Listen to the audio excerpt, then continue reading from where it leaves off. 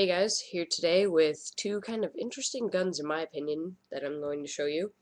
Now, some of you might be aware um, of the Xploderz line, and I have with me today a modified Xploderz. I believe it's the X-Rangers 200. I may be wrong on that, I probably am. Oh well. They're all pretty much the same thing, a huge plunger with a pretty tough spring. Also, sorry if you can hear my voice, I have sinuses. Um, I'm sick. It's not fun. As you can tell in there, you can probably see the back of a piece of CPVC. That is a CPVC-T. Take out the barrel so you can see the other half of it. And you might be able to see a piece of copper that's wrapped in E-tape to nest snugly in this clear barrel to keep the stability and appearance of the stock pieces. And it goes all the way to the back, like through here, and then it has a end cap on the end of it. Now I nested an old piece of the tubing in there so that I could still work this piece. The spring still works and everything, and I kept it in there. That's not big. You don't need it for anything now, but I just thought it was kind of cool. The barrel is 5 inches, and the RSCB holds 5 darts.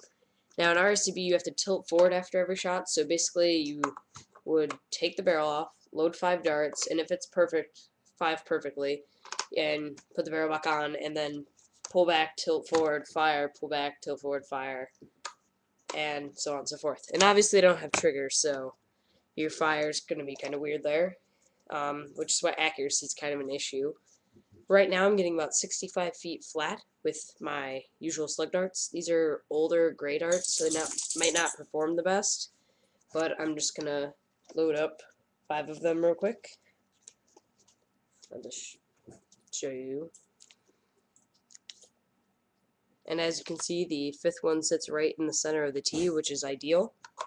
And I can put my barrel on and aim at my couch.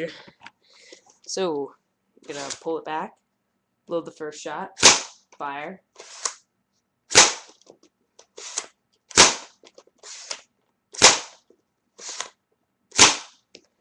And that's all 5 shots. Hopefully the camera caught some of those, at least. It fires pretty hard too. It's a pretty cool gun, and for a 5-shot RSCB, it's basically a big modified night finder, which is kind of cool. So that is my first gun. My second gun isn't really a gun. It's from a water balloon pump, one of those cheap like dollar store ones. And basically what I've done to it is I've opened it up.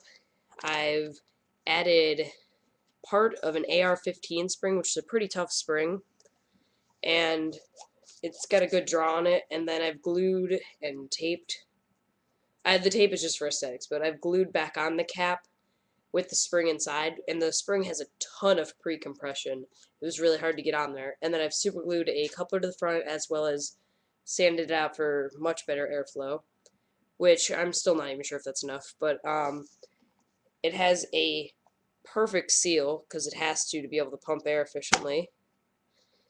And right now, I don't know the exact barrel length that would be good for this, so I'm just going to test with this, I believe, 4.5-inch speed loader. So I will load up 2 shots for you and fire at the couch. It's kind of weird. I haven't gotten official ranges because it's raining right now, but basically you just pull and release just like the Xploderz gun, so they kind of fit in a category together. It'd be good for a last resort, and you can carry it on a belt or something, or it might integrate it onto something. But anyway, here's the first shot. And with the speed loader. And I don't think the camera picked those up because they were going so fast. But it's pretty hard for what it is, and it's really cool. I think the plunger tube might be a little bit bigger than a night finder, but I don't think it has quite the night finder draw. It might have like 2 inches of draw, maybe 2.5.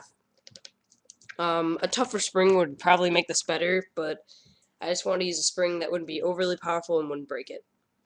That is all I have for you today, and stay tuned for my next update, and it'll probably be a mod guide over something. Not sure yet, or it might just be a showing another gun. Till then, see you guys.